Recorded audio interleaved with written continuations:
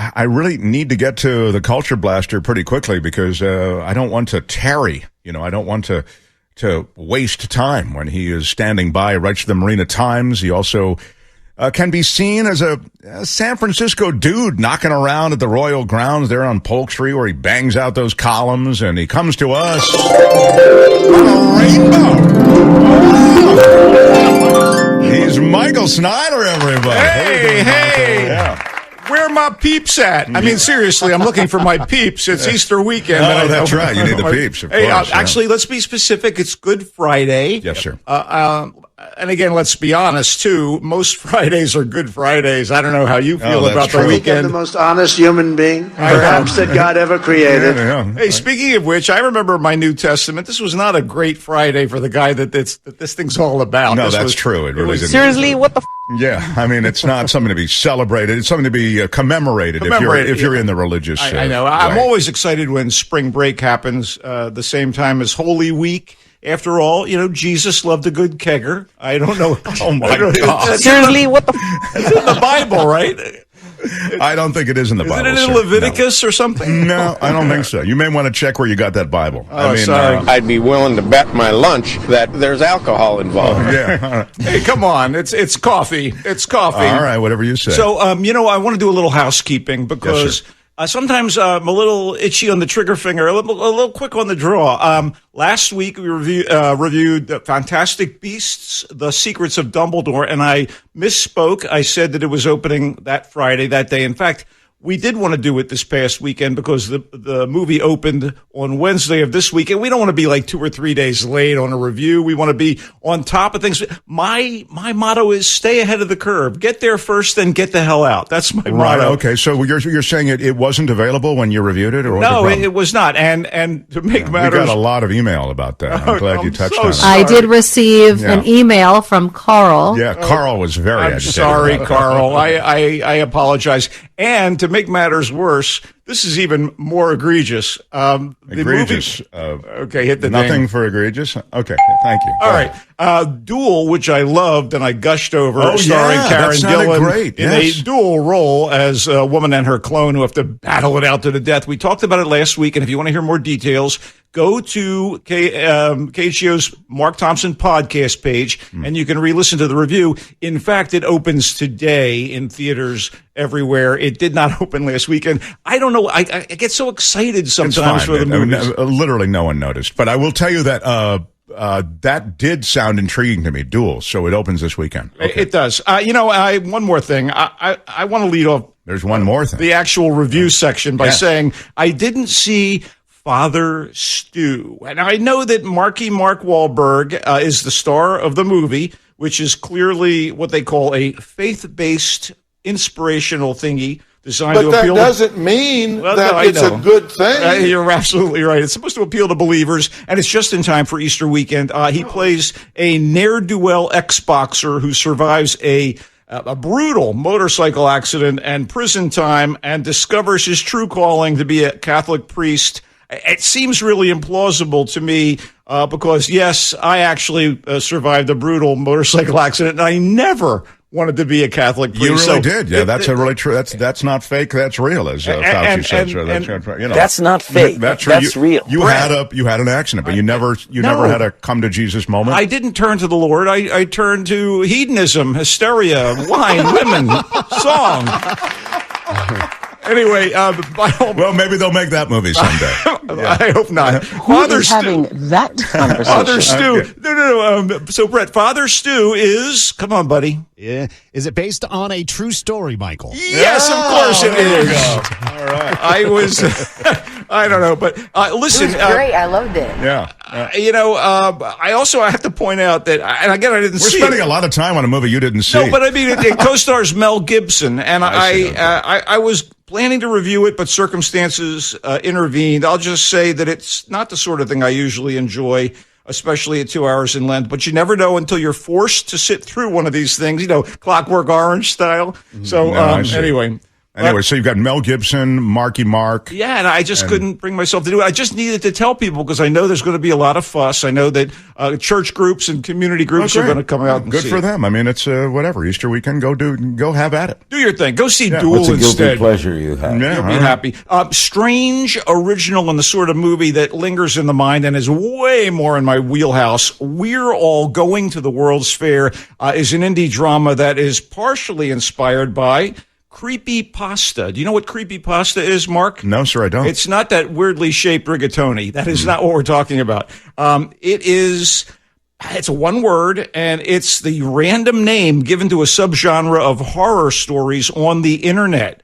As in videos and webcam interactions intended to scare other users. Creepypasta, and it's actually inspired some TV series, anthology stuff with that as a foundation. So it's a genre, you're saying? Of sorts, yeah. It's an informal genre.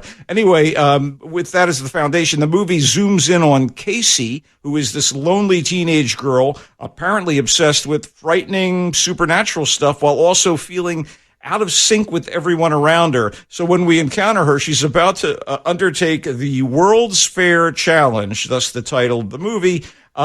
It's an online role-playing horror game that is said to transform the players in potentially horrific ways. And the rest of the movie involves her chronicling the changes she's experiencing via her vlog, her video blog. Her video blog. One particular online lurker takes specific interest in her journey, and we wonder about the motivations there. The kid who plays Casey is a newcomer named Anna Cobb, and she's more than up to the task. Her androgynous appearance and her demeanor also sort of enhance the story's subtext, which seems to be addressing gender dysphoria, the feeling some people have of not being in the right body, and it's a feeling that often manifests big time in youth. This is an impressive piece of very strange but kind of creepy filmmaking on a shoestring by director-screenwriter Jane Schoenbaum. It's in theaters now, and it will be streaming next Friday. Again, the title is We're All Going to the World's Fair. Wow, it's an interesting title. I mean, I guess that relates to something that happens in the movie. Well, that's the name of the game, the World's Fair Challenge. I see. I'm sorry. Okay, yeah, okay. Anyway, Francophile that I am, I really dug Paris 13th District, which concerns the ever-changing interactions between a quartet of youngish Parisians. Technically, Francophile would be a ding word. Okay. Thank you. Go ahead. It's like in the French, man. Anyway, Emily is a cute Franco-Chinese slacker. Camille, the male version of the name, is a Franco-African doctorate candidate. Nomi is an older college student. And here we go. Amber is an X-rated online cam performer. Yes, it's French millennials in love. Oh, my God. What? This movie is largely set in and around Les Olympiades, which is the title of the movie in France, by the way. And Les Olympiades is the district of early 1970s-style residential towers located in the 13th arrondissement district of Paris. Look at you. And the movie is shot for the most part in silvery black and white, and though it's not quite La Ronde, it's a very cool look at the kind of trials, tribulations, and romances of rootless young people in contemporary France. It was inspired, by the way, by a series of American graphic novels, but I was really enthralled by it, despite it not being a conventional plot structure. By the way, Paris 13th District was directed and co-written by Jacques Audiard, whose filmography is very impressive. Yeah, I got to say, his previous movie didn't blow me away. It was an outlier, The Sisters Brothers, which was an oddball English-language Western with, get this cast, John C. Reilly and Joaquin Phoenix as real-life assassin brothers, Eli and Charlie Sisters, plus Jake Gyllenhaal and Riz Ahmed as their targets. What movie was that? It's called The Sisters Brothers, and it's by this French director, and it was the movie before Paris 13th District, and I was like... I don't remember it because it was barely a blip, and it's not really one of his better works. Wow, with all those people involved, it really was not one of the good ones. But anyway, Audiard has made a share of award winners like A Prophet and Venus Beauty Institute and Read My Lips, The Beat My Heart Skipped. Rust and Bone, his previous film to the Sisters Brothers, co-starred Marion Cotillard and Matthias Schoenaerts, and it's really creepy. But Paris 13th District is, even if it's not his best work, it's an engaging slice of modern life by an accomplished filmmaker. It's in theaters now and streaming at the end of May. Wow. So, yeah, that's kind of what's So you liked the 13th, there's a lot going on there with the Paris 13th District. Yeah, and again, it's strangely episodic. We have a little time to talk some television, do we not? Quickly. All right. I want to just say that if you know me, and some of you out there do, I like crime thrillers. I like mysteries. I like that sort of stuff. And what I really, really enjoy are spy movies and spy books and spy TV shows. So I am a sucker for the following two new and available to you TV series on streaming services. Slow Horses on Apple Plus is based on the novel by Mick Herron, and it stars Gary Oldman and Kristen Scott Thomas as old hands in the MI5 business. They're like the FBI of England. And Gary Oldman he's a complete train wreck. He doesn't care one bit about his job. He's slovenly, he's awful, and he's been sent to a sort of gulag for MI5, Slough House, Slough, and it's named after an industrial, like the kind of area you don't want to live in London. Anyway, it's their dumping ground for loser agents and functionaries, and it turns out that they get embroiled in a really horrific terrorist case.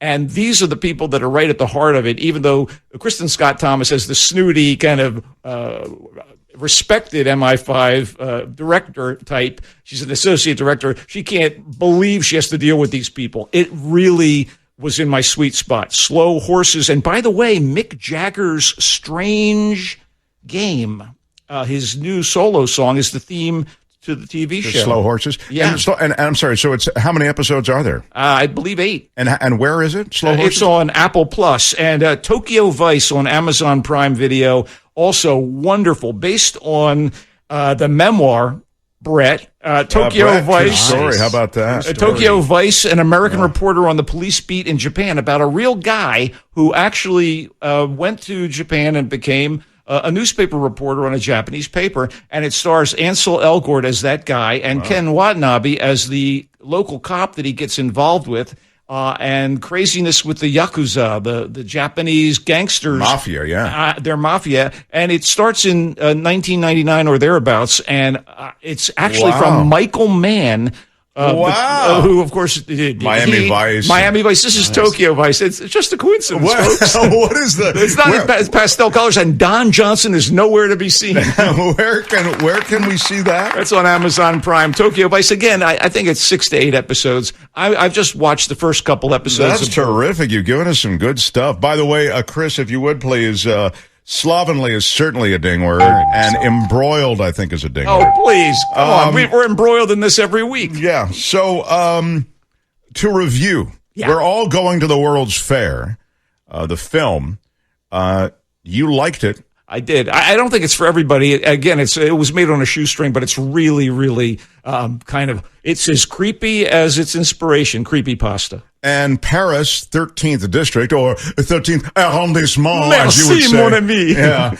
You sort of like that, too. Oh, I liked it very much. Yeah. I just, again, it's episodic, so people shouldn't go in there expecting some sort of big overarching plot. Okay. And on the TV side, if you Slow like mystery, Horses, you really like liked. procedurals and stuff, Slow Horses and Tokyo Vice, both are wonderful. Wow, really, really cool. How about a quick word about the Giants before you move on? I am thrilled so far, and I'm in constant amazement at how Farhan Zaidi, he loses Kevin Gausman out of his rotation, and somehow he digs up Alex Cobb, who pitches lights out the other day. Yeah. And I guess who's the guy they picked up from the White Sox? So good. I